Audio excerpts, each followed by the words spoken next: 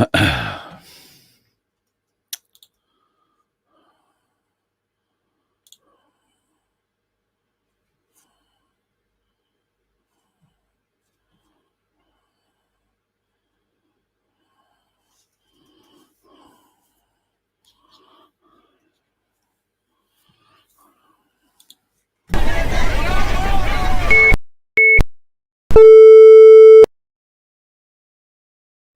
something bad to us, we are going to do things to you that have never been done before. We the people tell the government what to do. It doesn't tell us. We the people are the driver. The government is the car. And we decide where it should go and by what route to do. We the people are free. And I hope we have once again reminded people that man is not free unless government is limited.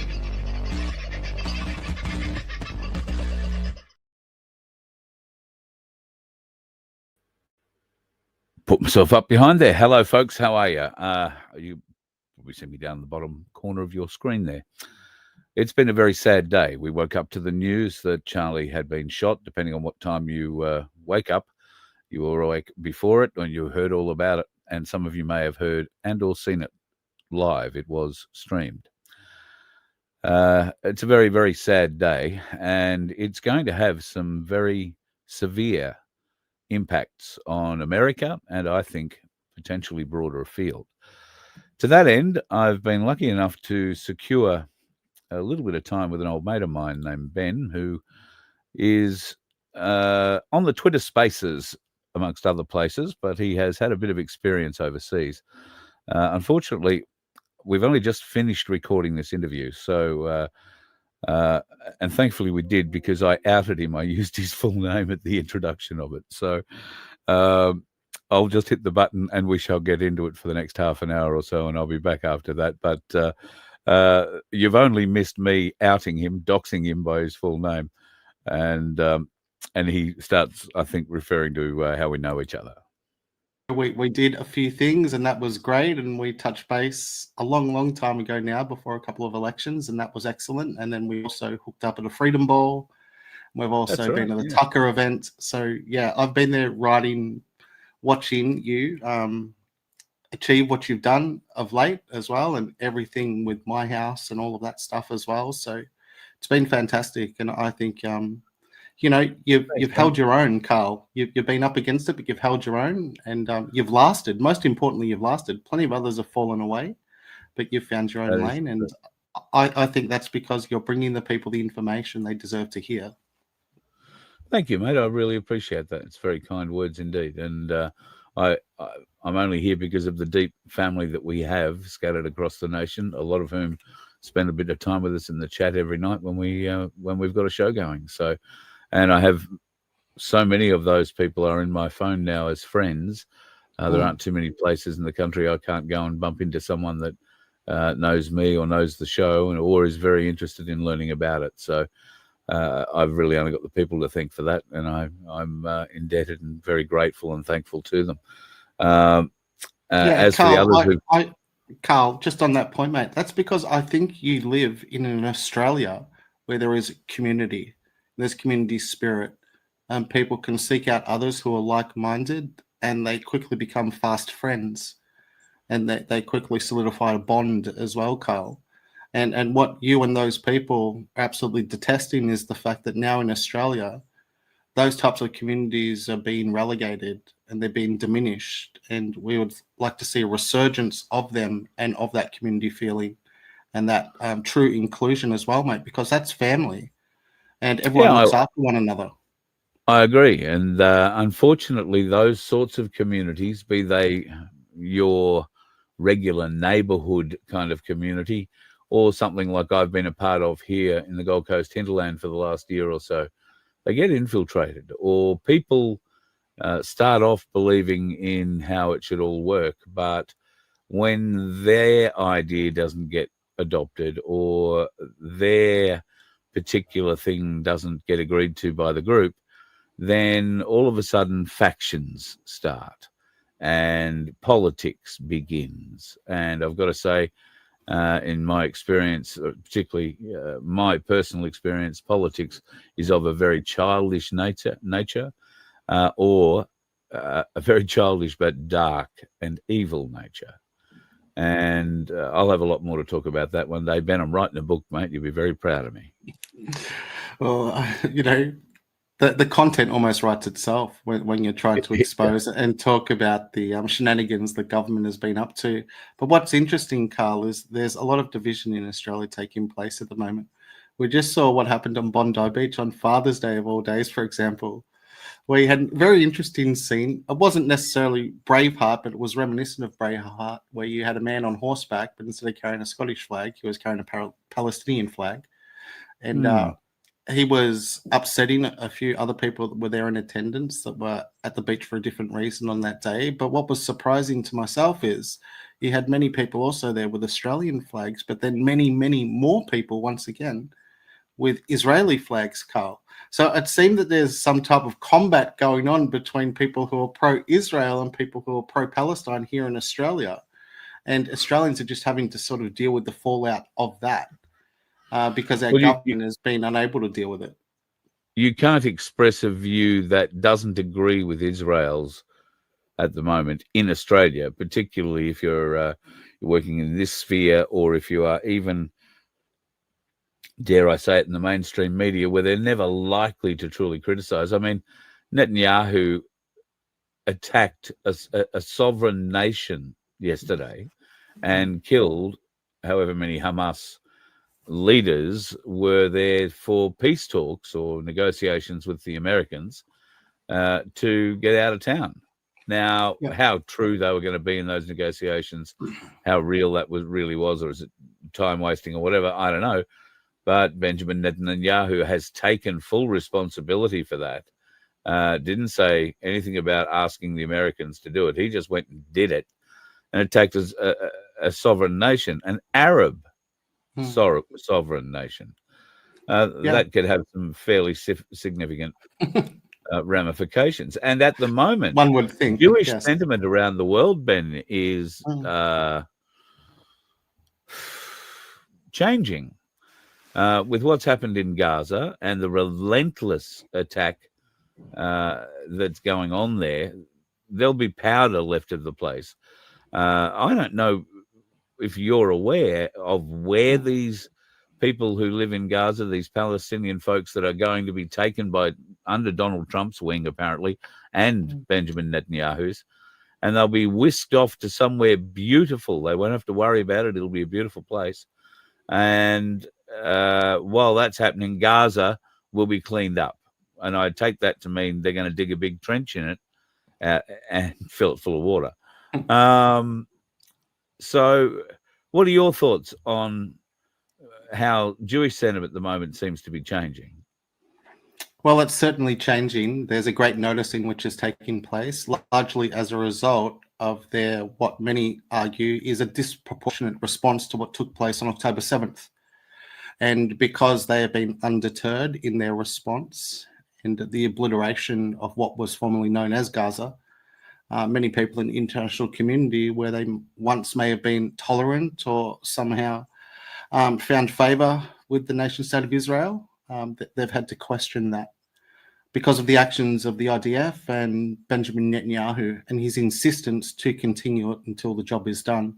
So I think the question to be asked is, does Israel's response deter future creation of jihadis, or does it in fact inspire the future creation of jihadis simply via the collateral damage alone? And at that point, you understand that this game will never end, Carl. It will continue. In regards to the most recent bombing, Israel says that was a preemptive strike. That was to deter any type of future aspiration for an assault against the people of Israel.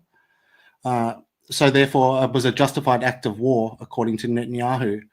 But for the people who were there in attendance and their family members and the people just in close proximity to it who were obliterated, they feel it was an act of terror. So I'm unsure how this will resolve itself, Carl, but it seems to be Israel's foreign policy can continue on unimpeded. And in many cases, as you pointed out, it appears our government and many other Western governments fall in line.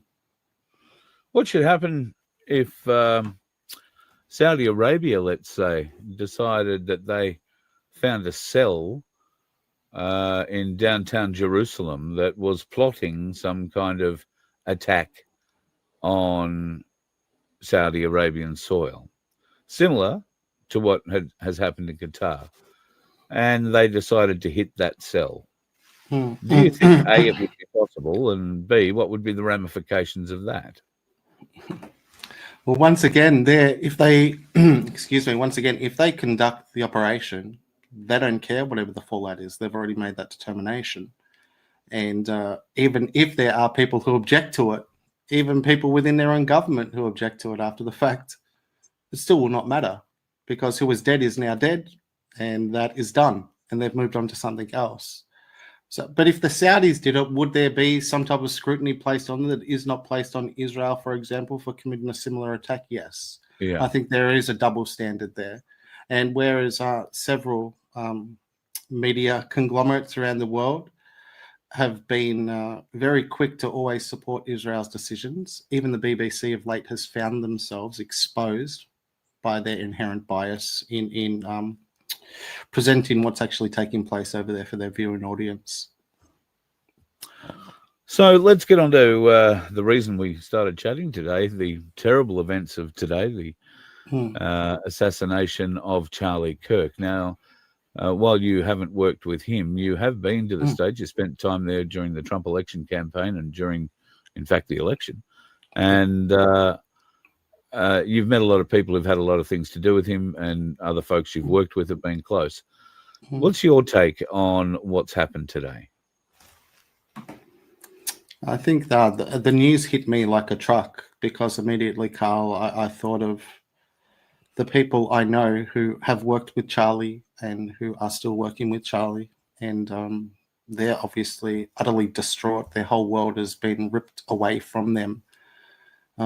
There's so many layers to this as well. So he was important for a greater movement than himself, something that was far larger than himself. It was an idea, and it was captivating the hearts of minds of tens of millions of young Americans, and many, including Donald Trump and his very own family members, believe he was instrumental in Donald Trump being successful in the last election. Without Charlie Kirk's assistance and what he was doing on university campuses and changing the minds and hearts and minds of some boomers, perhaps, that were left-leaning. So Charlie Kirk, at that level, he's irreplaceable. But for the people that worked with him as well, everything about their day-to-day activities and day-to-day operations, well, it's rudderless at the moment. And everyone knows no one can fill that void.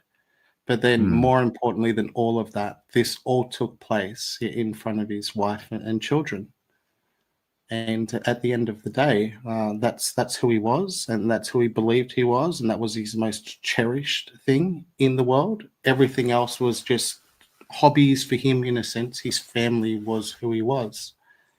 And to think that it had happened in such a brutal fashion as well, Carl.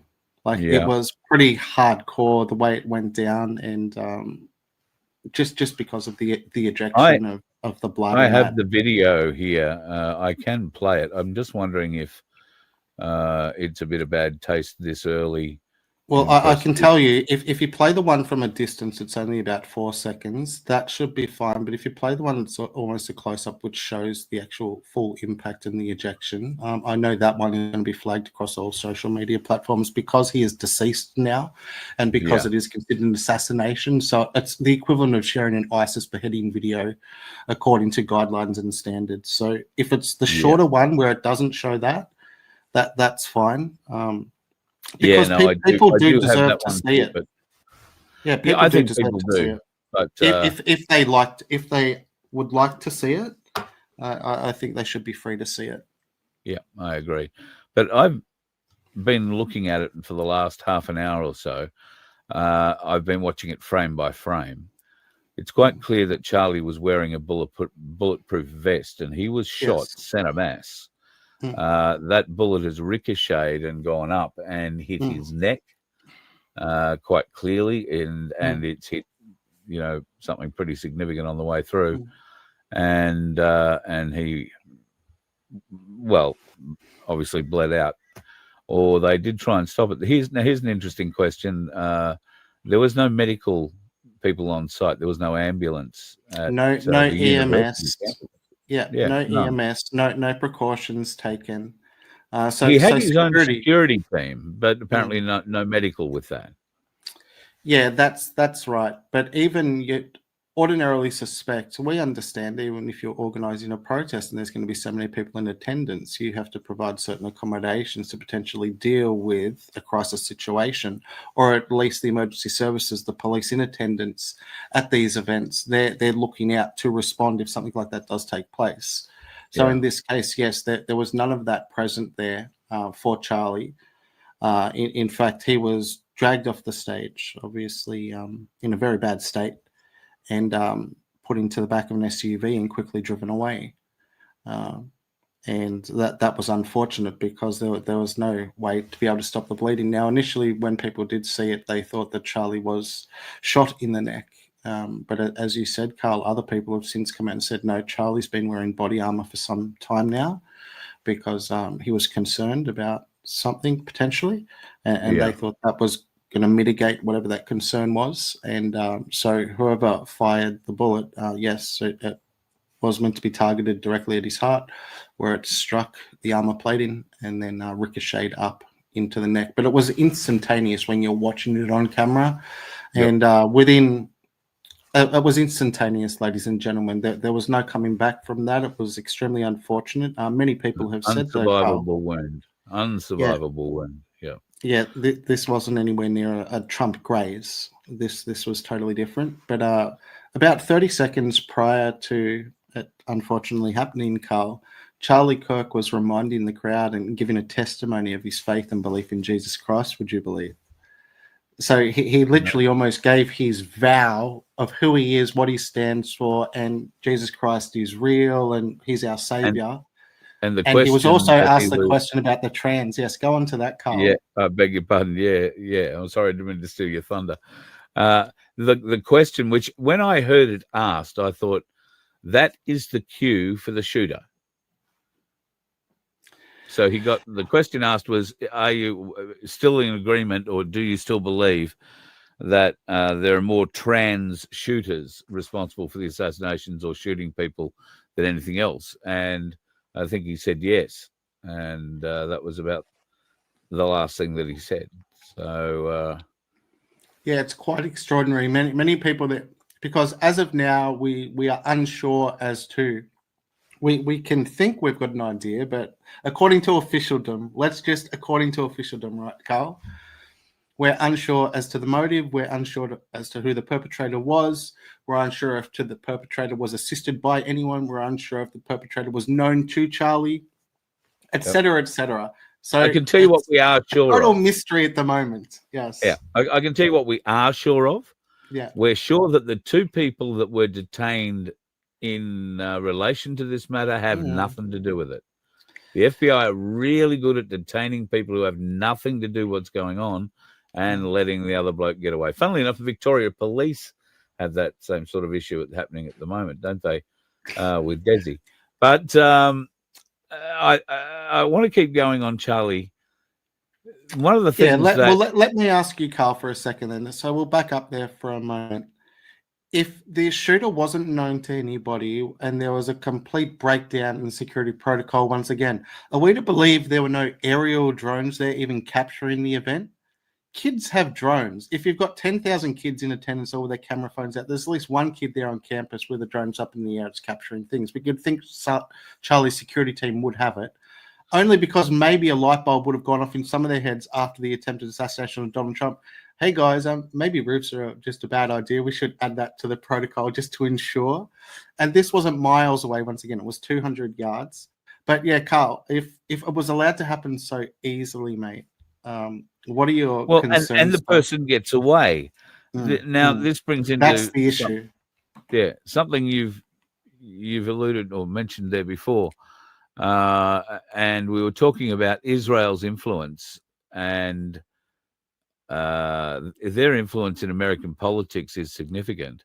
Charlie has been saying, and he's been quoted as saying, that he expected if he was to be shot or assassinated, it would be by Israel. There's many clips coming out now where people are being able to sort of put the pieces together, and they're saying Charlie is almost now appearing to give a different type of messaging to what he'd previously given in regards to what was taking place with the conflict and the foreign policy decision making of the United States government. And all in consideration to, well, how much are we providing assistance to Israel, and is that beneficial to us, and why are we doing so, and more importantly, are we allowed to question it? And so Charlie wasn't going full noticing, talking about kosher sewer tunnels in New York City and what's going on there, but he was now starting to question the impact of subversive Jewish groups, Jewish-funded Marxist groups in the United States who have infiltrated academia and who have poisoned the minds of all these kids in the school, who are now ending up as radical Marxists on university campuses. So, yes, he was starting to draw attention to where's this being orchestrated from, but more importantly, who's funding it. And one question he recently raised is, what are all these secularist Jews pushing this anti-white Marxist agenda in this country for, when now it's come full circle and you've got all these pro-Palestinian, anti-Israel kids on university campuses, and the true Israeli lobby, the ones who are funding the DNC and the RNC, control all the lobbyists, the AIPAC types, they're wondering what the hell is going on. And so Charlie was trying to find a solution to this as well, Carl. And that was going to be problematic, because by merely entertaining the conversation, it shows that he is not in 100% lockstep alignment with Israel. And perhaps he may not be their best cheerleader any longer. And there may have been some concerns by some influential people, which is understandable in the Israeli sphere, that if such a public figure, such a public promoter of Israel, somehow is no longer able to promote them as well as he has done previously, that may impact them going down the track. And when you're talking about what's going to happen, sorry, Carl, I'll let you go on, mate. The big question I have at the moment is, what are these millions of young American men who, for the first time, they're conservative, they've been empowered in their conservatism, and they have been restrained hitherto by Charlie Kirk and others from picking up their cherished weapons? Are we even right to consider to have concerns that now this has turned into a shooting match, there might be some return fire? That's all speaking about filling the void, Carl. These people are grieving right now, and they're also frustrated, but more importantly, they're extremely angry. They think this has been festering. They think they've been seeing it take place, and they think successive administrations have been unable, more importantly, unwilling to dissolve it. And it has led to this. And yes, are there going to be thousands of young men out there that are saying it's time to lock and load? Absolutely. Absolutely there are. And are there going to be instances in the days going forward where you will have some radical leftists who are cheerleading publicly what's happening to Charlie in front of people who they consider fans of Charlie, just to upset those people? Yes, we are going to see that, because Charlie has already been determined to be a martyr by many within his side of the movement. They think it is an act of martyrdom which has taken place.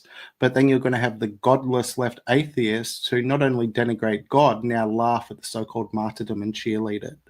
And that's going to cause some people to respond.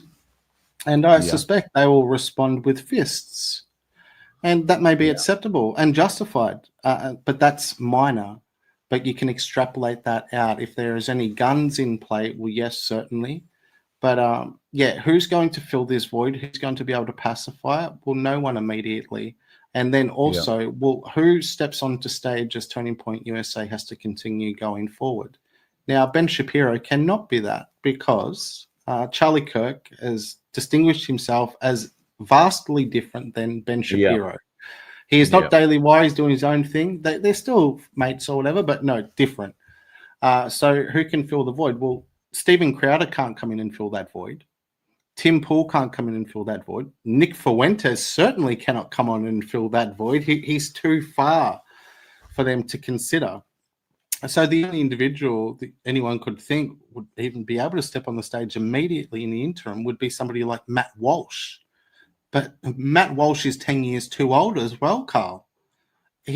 Charlie Kirk was 31 trying 31. to Yeah. help the minds and assist the minds and development of 18 to 21-year-olds primarily, university attendees. Matt Walsh is 40 plus. So he's a little bit past them. So who's going to fill that void? Because until, as you say, Carl, until someone fills that void, you have a lot of hungry people out there that are looking for retribution. In the next 24, 48 hours, what odds do you think you'd give on them finding the shooter in this case? I'm still waiting for the 1 minute of the Epstein tape that they said wasn't there, but then was there, and then this one's there. So can we get that one first?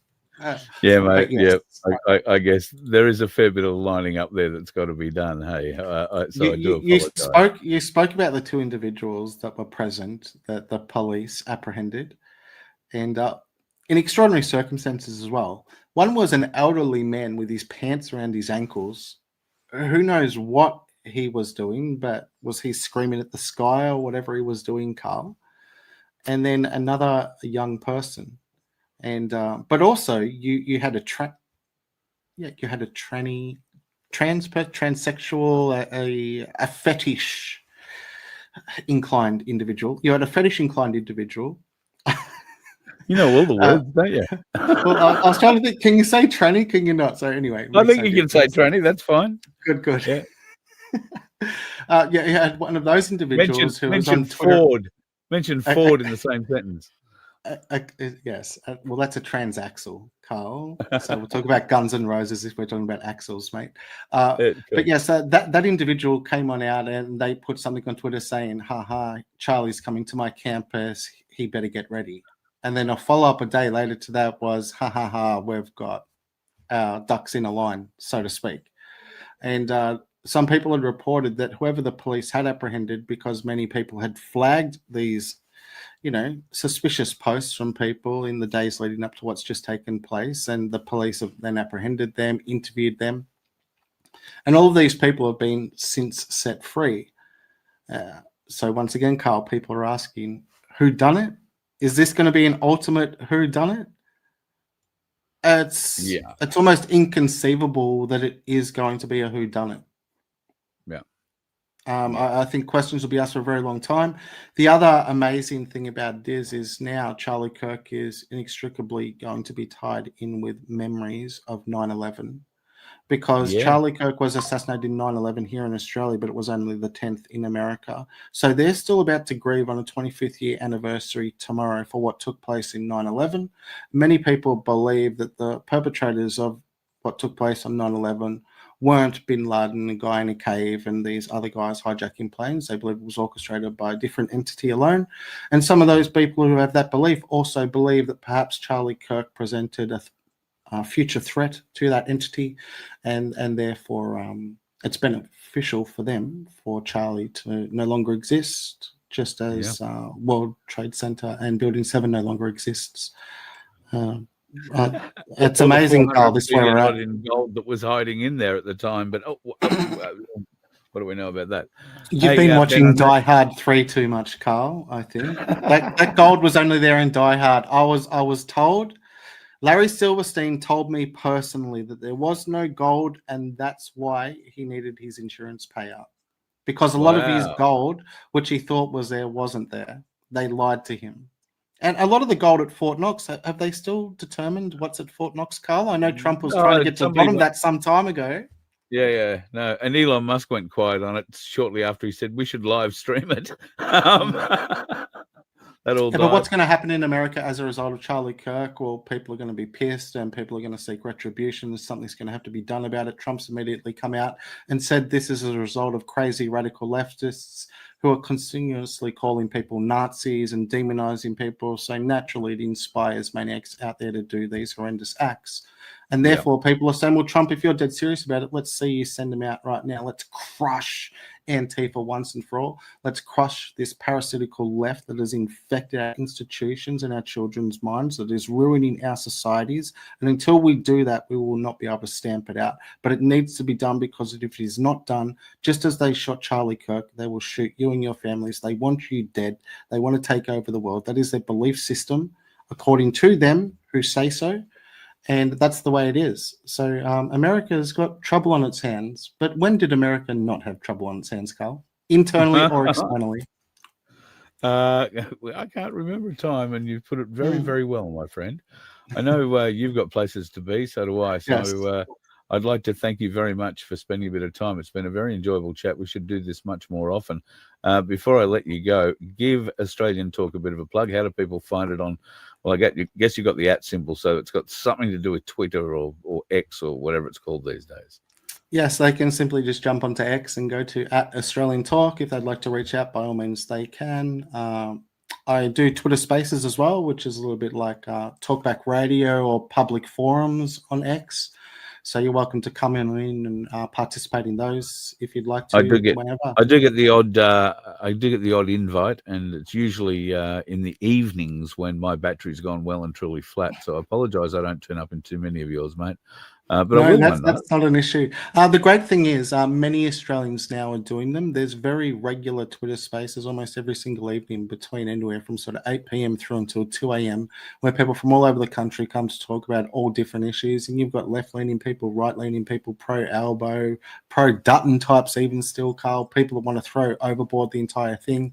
All of the people that were instrumental in orchestrating what took place on the 31st in the various cities around the country, they're all there constantly as well, and speaking with the people and figuring out plans and ideas and bringing people up to speed with what they think is good. And so come on board, jump on board. If you're not on X, get on X. It's the true only free speech platform still available to us until Julian Grant, our internet czar, decides she's going to try to eliminate us unless we submit and give our fingerprints and biometrics and whatever else they want, Carl. I think they want to crawl up into your ass and take everything, man. Like, it's ridiculous. And they're going to use the largest microscope they can find to find everything. They're going to scrape your ass clean. Like Chinese COVID tests or whatever. Thanks, mate. Bloody great to talk to you. All the best, Carl. See you, mate. Cheers, mate.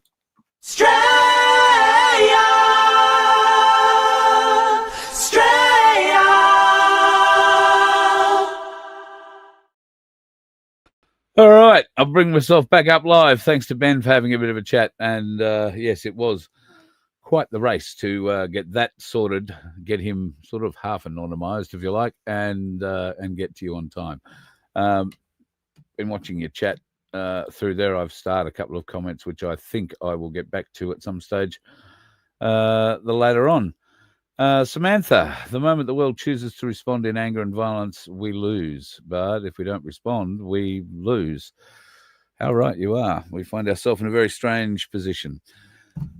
Speaking of losing, Paul Offe lost yesterday, and the jury found him guilty on 2 charges of driving at police. Now, nobody could have been more surprised outside of Paul than the judge and the prosecution, who I don't think were expecting that verdict in any way, shape, or form. I've received, as many of you may have received, exactly the same text as I'm about to read you, but it is a full and complete update of what's happened from Michael Offe and the Offe family. It says, well, after almost 3 weeks at Supreme Court trial, the jury, to the surprise of many, found Paul guilty of being reckless about potential risk while driving at or near police officers, in brackets, who admittedly stepped up to the truck in a confusing and unclear manner, brackets. Yesterday, after the verdict, the prosecution decided to drop all 5 remaining charges and stated they were not going to be asking for a custodial sentence as the actions were on the lowest end of the range of the charge. And this is a key point. These charges were at the very lowest end for such severe consequences. Today, the judge gave an in-depth background on his final sentencing verdict that made it clear that it was more of a misunderstanding or a mistake, and clearly no intention from Paul to risk or harm anyone or anything. His final sentence was that Paul gets a $1,000 fine for each count of the charge. There were 2 charges.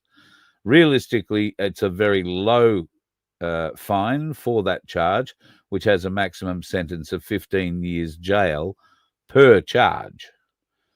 So while a little disappointing that the jury decided he was guilty, it overall was a good result and a good decision from the judge in how he handed that down. A pity it took 3.5 years to get to this, and the expense and time of the Supreme Court, all its resources.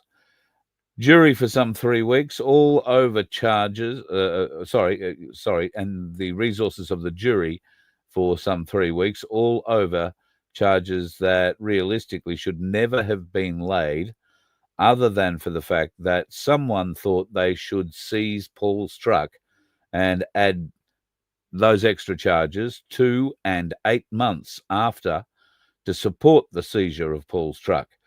That's Paul's only real asset, the only thing he had in life. Decided to destroy that and destroy his startup chauffeuring business as well. On the point of the seizure, this current jury verdict means the ACT keeps the truck and will dispose of it within a short space of time. The overall situation still amounts to a complete abuse of process and malicious prosecution. Thankfully, at least the prosecutor and the judge finally saw some sense and obviously realised it was a significant overreach.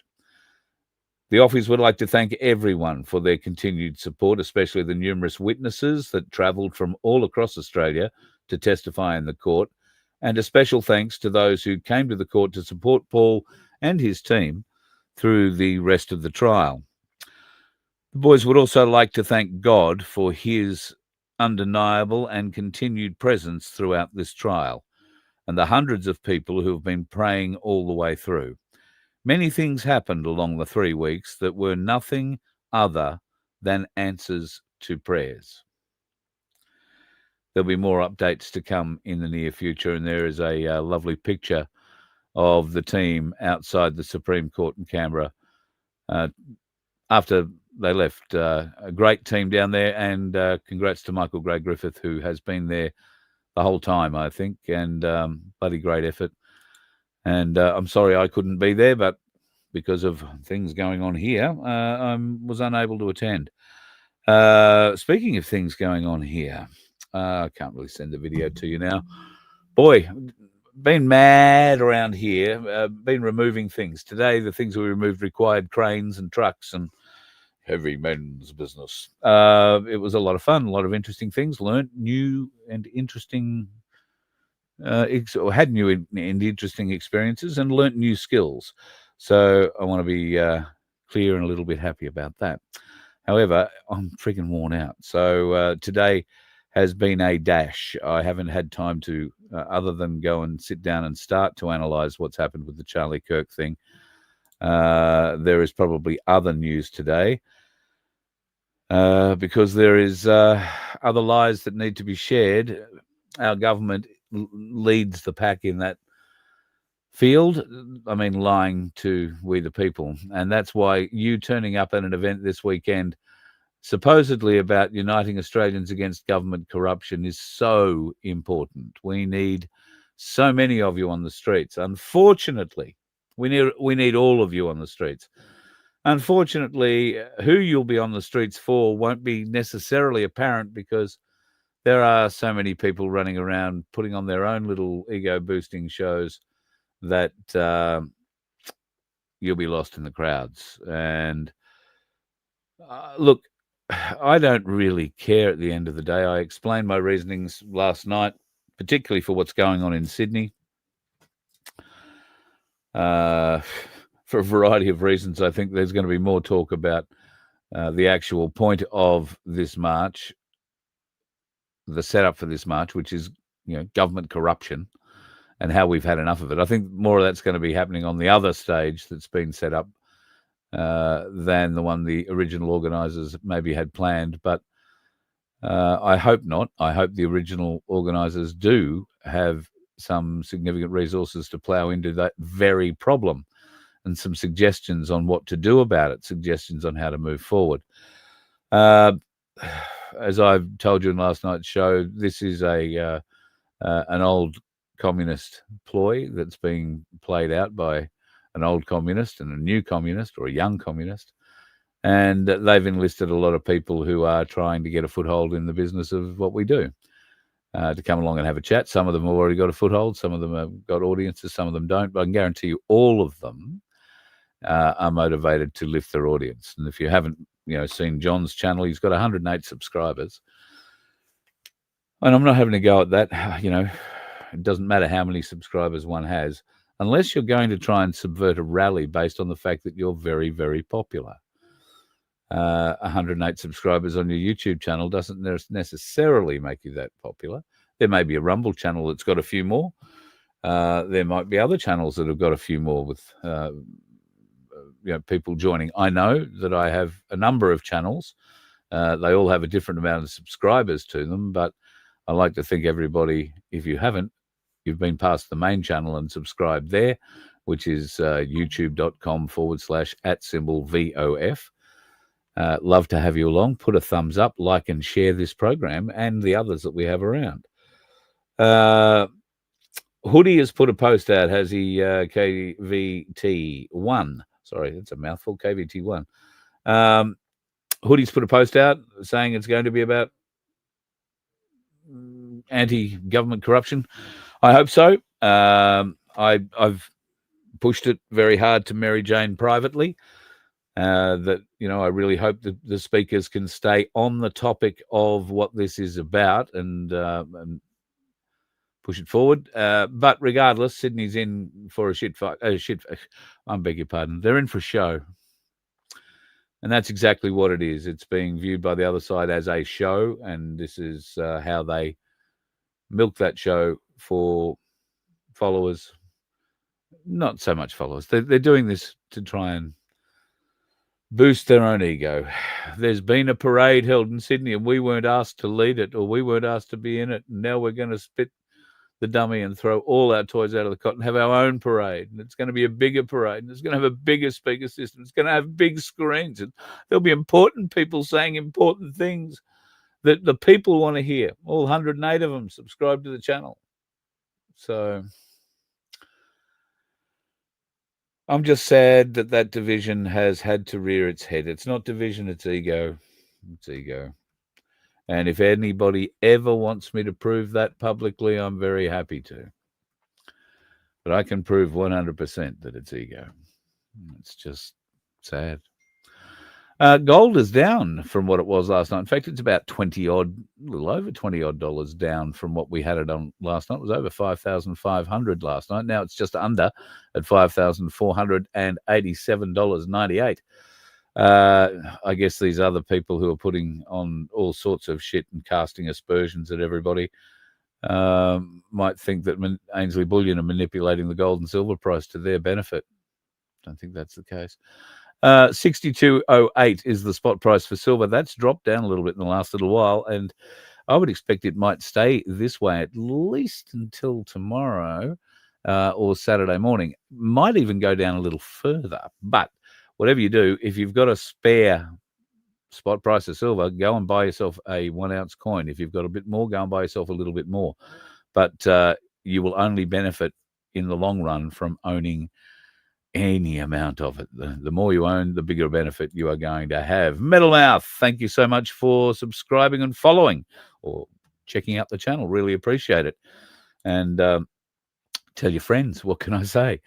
So going back to what's happening with the rallies, Melbourne at the moment, I think there's a lot of negotiations going on between the different factions who've set up their different tribal headquarters in different parts of the city and are planning on speaking from the parapets that they're going to raise and erect their microphones on. I hope some common sense is going to prevail, but I doubt it. Once again, the egos are far, far, far too involved, and there is a desperate cry for followers, right? For people to reach out and follow, ergo support. And I have no problem with that. We would love to have more of you following what we do and more of you supporting what we do. But we're not going around hijacking parades here. The Voice of Freedom, Vince and I have, I think, a pretty fair idea of the size of our audience and the strength of our audience. And it isn't the world's largest audience. It's quite simply not. It isn't one of the larger influencer ones in Australia, for that matter. What we do have, though, is a core group of followers who, for whatever reason, have decided to place their trust in me to speak openly, to speak honestly and truthfully, and give my opinion, ask my kind of questions, apply my kind of logic to everyday things that we see happening in and around our movement. And I hesitate to call it that. Like everybody else, they're over the term freedom movement. Me too. This movement has not moved anywhere at all since day one, regardless of how many parades and rallies and whistles and bells you've blown. The demonstration of what is happening in Sydney, the division, the ego, the big stage, the whole bullshit that's going on in Sydney proves we have not taken one step forward, in my opinion, because we, the people, are going to allow that to happen. We're going to say, oh, well, they're there. Oh, look, there's Cossack. Oh, look, there's Guru. Oh, look, there's John. Look at him walking around. He's got to line up for a toilet. They didn't bring one specially for him. You know, thank God there's empty water bottles lying around.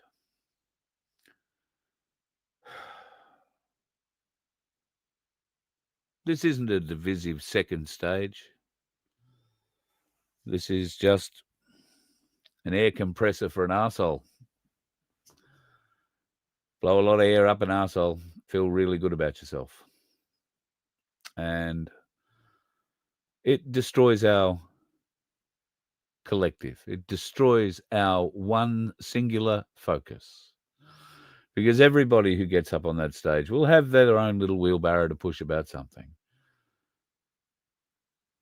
But will any of them put forward any solutions to a corrupt government that is ruling over us however the hell it feels?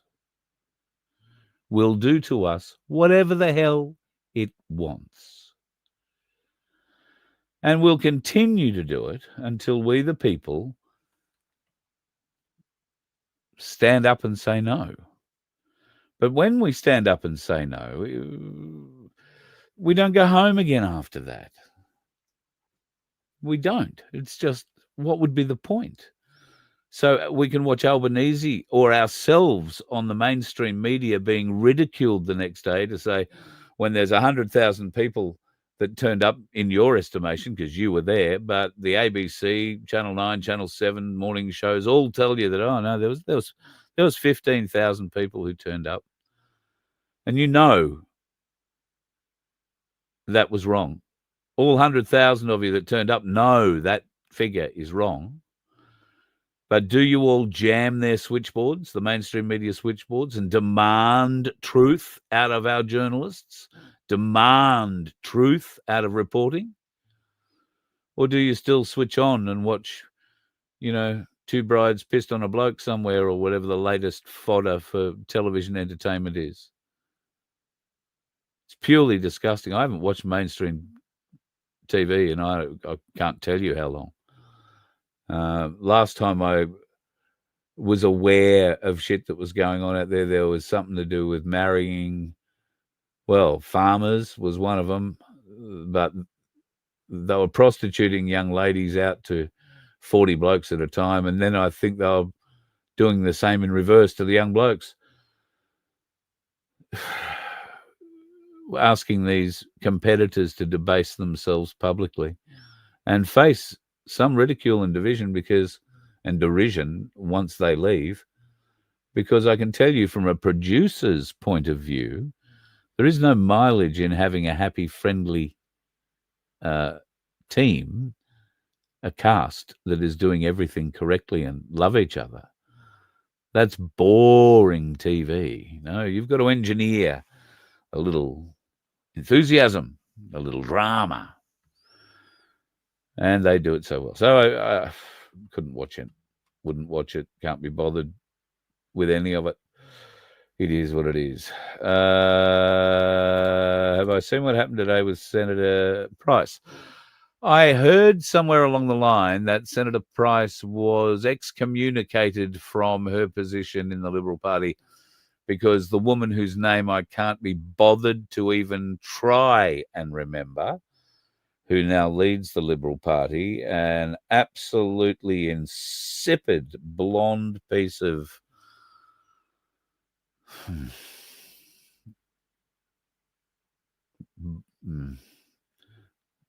sorry, I'm just choking down the vomit. Anyway, that person that's leading the Liberal Party, whatever the hell that person's name is, didn't like the fact that she wouldn't, Jacinta Nabatjira Price, wouldn't bow down, kiss the ring, so to speak. I think I'm right in saying that. And Jacinta, by the looks of it, does what Jacinta does and said probably a couple of other words to go along with it. God bless her.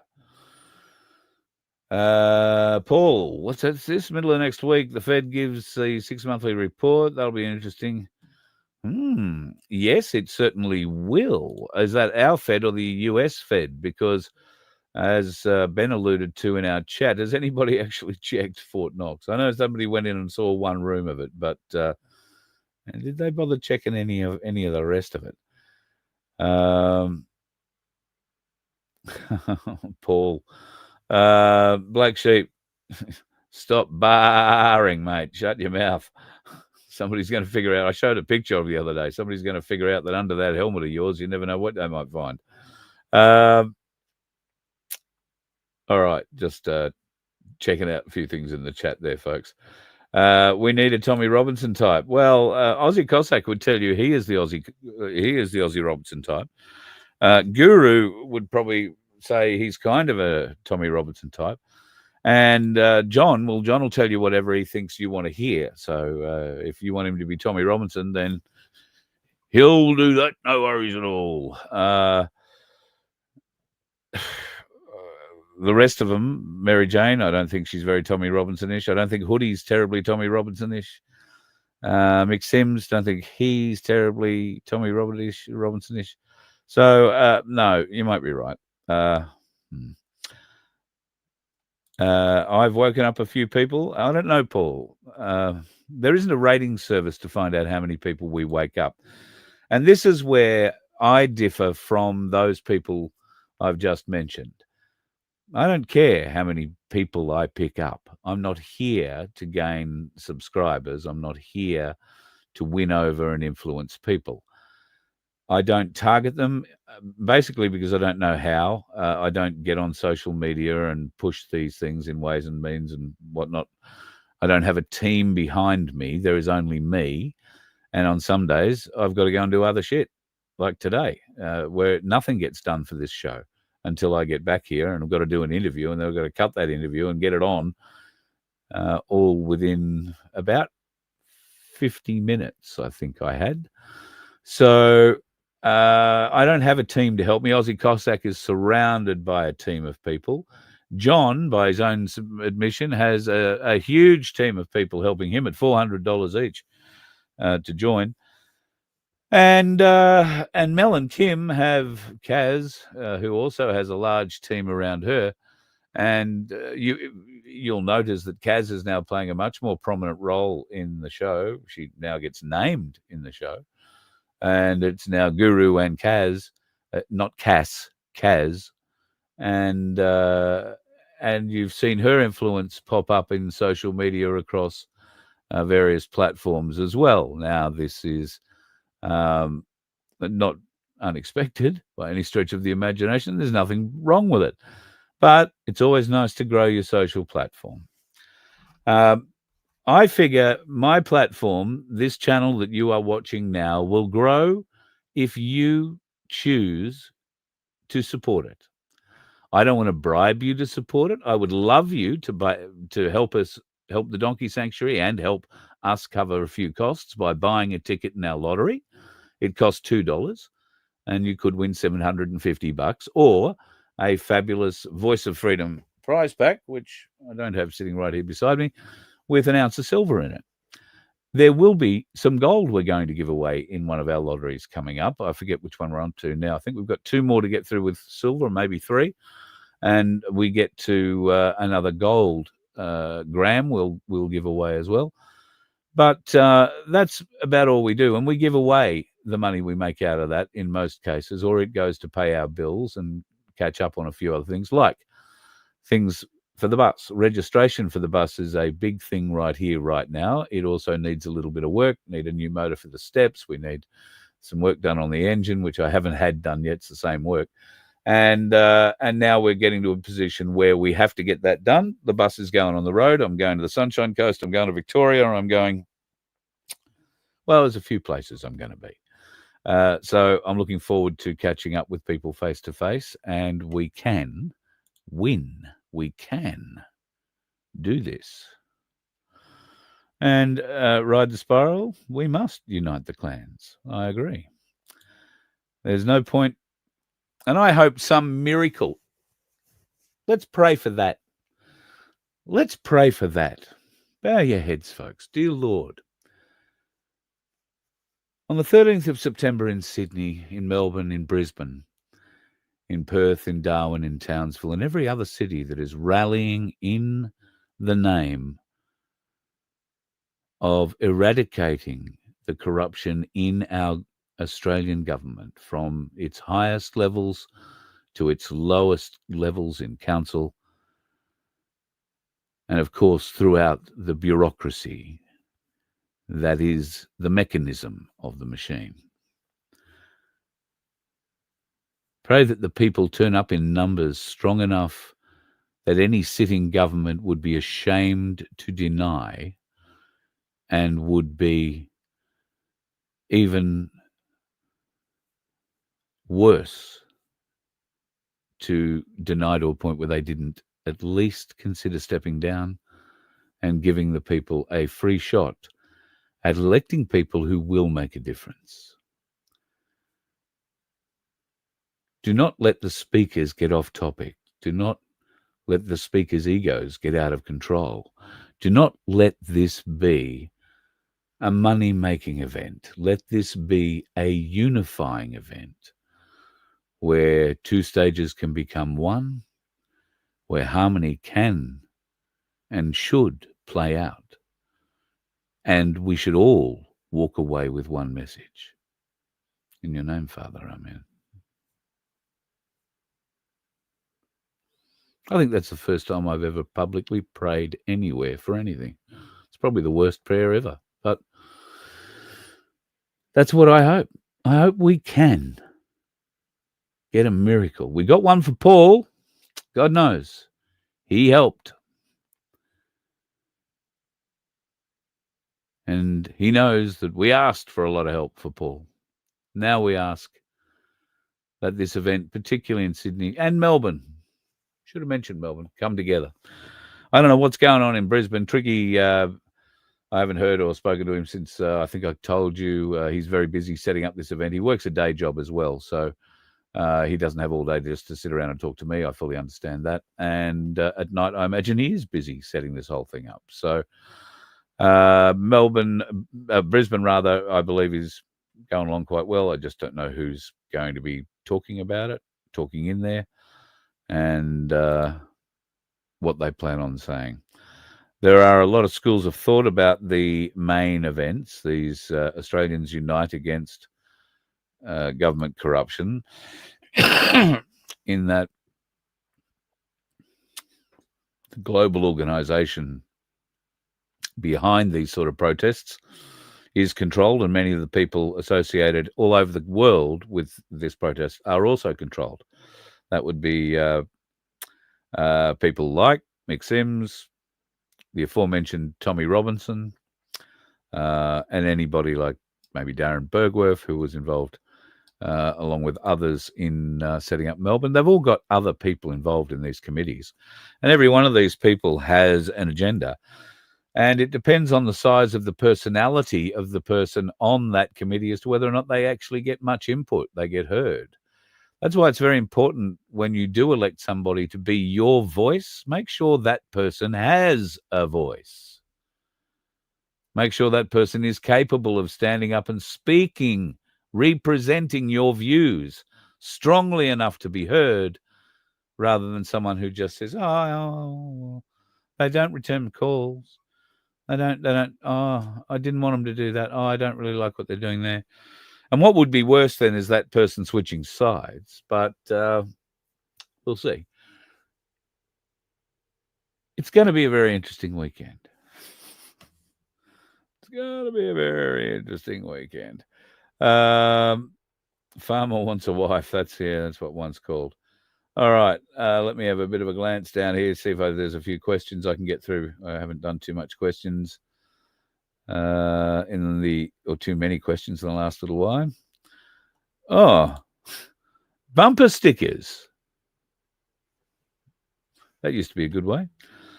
Look, if anybody knows anything about social media, or anybody wants to help get involved and try and promote this, if you feel it's worth promoting, please do it. Like I said, my goal has always been just to try and get it out of me more than anything else. If people chose to watch that, then that was just an added bonus and a bit of a blessing on me. So to see what we've grown to, and in the last couple of weeks, for a variety of different things, I've been made aware of just how important the show has become to some people who are facing at times some of the biggest challenges of their life. And that makes me immensely proud that they ordained to spend a portion of their day with me. And in many cases, it's not just with me, it's with you in the chat, because of the family that has been created there by the wonderful people that you are, and the brilliant admin team that we have curating the chat. And that doesn't mean that they kick out naysayers. That's not at all. I don't want that. I want people to be able to criticize. What I don't want them to be able to do is just be abusive, because it is the lowest form of slap, if you like. And I'm sorry, the good Lord needs to help me get better, because I quite often lower myself to that level and get quite abusive and slap them back in a variety of ways, and colourful or not, it doesn't always do us good. So I pray every night that I can become a better person. I pray that we can all come together, and I certainly pray that this weekend changes us. Now, it might be frightening to think, and I'll put this out here for the speakers on stages around the country this weekend. After what's happened with Charlie Kirk, how comfortable are you on a stage? There's just enough guns left in the Australian population for a story of a crazed sovereign citizen to be, shot trying to escape the scene of an assassination attempt on somebody at a rally this weekend. Just saying. But what if it's not an attempt? What if it is an assassination? Will it be somebody from the left shooting somebody from the right? will it be a total nonce trans person carrying a gun who shoots somebody they perceive to be a Nazi because they choose to wear a black jacket and black pants to a rally that day? Could be either side, either way, do you think? I don't know. It's bloody frightening, and it's not beyond the realms of possibility in this country. Because believe it or not, folks, and I know many of you are going to find this extremely difficult to believe, but not all the dickheads reside on the roads. There's a good many of them that hang around these kinds of events too. You let one ant stand up to us, then they all might stand up. Those puny little ants outnumber us 100 to 1. And if they ever figure that out, there goes our way of life. It's not about food. It's about keeping those ants in line. That's why we're going back. Does anybody else want to stay? Let's rock!